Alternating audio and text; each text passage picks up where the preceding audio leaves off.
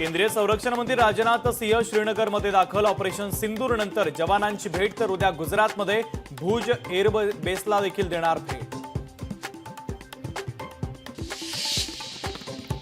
काश्मीरच्या अवंतीपोरामध्ये दहशतवादी आणि भारतीय सैन्याची चकमकीमध्ये 3 दहशतवाद्यांचा खात्मा।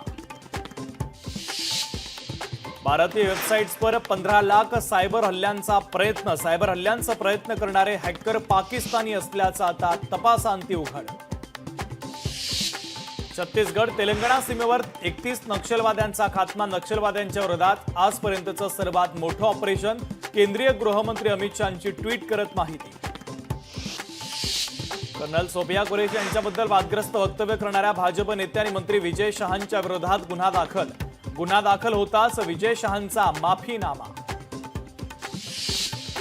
आगामी निवडणुकांसाठी फेरप्रभाग रचना करा। स्थानिक स्वराज्य संस्थांच्या निवडणुकांच्या पार्श्वभूमीवर निवडणूक आयोगाचे राज्य सरकारला निर्देश।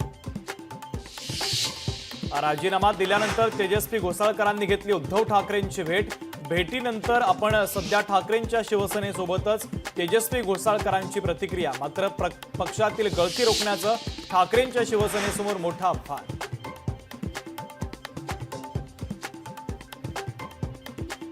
लाडकी बहीण योजनेतील लाभार्थ्यांची पुन्हा पडताळणी होणार। लाडक्या बहिणींच्या घरातील पुरुषांचंही केवायसी होणार।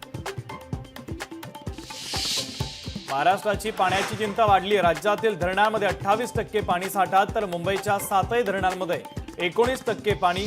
पुणे विभागामध्ये फक्त 21% जलसाठा। राज्यात पुढील 4 दिवस अवकाळी पावसाचा इशारा। गोंदिया, भंडारा, गडचिरोली, वर्धा, यवतमाळ जिल्ह्याला पावसाचा ऑरेंज अलर्ट। अलमट्टी धरणाची उंची वाढवण्यास विरोध, कर्नाटकचा प्रयत्न हाणून पाडण्याचा निर्धार। रविवारी अंकली टोल नाक्यावर आंदोलन, सर्वपक्षीय नेत्यांच्या बैठकीत महत्त्वाचा निर्णय।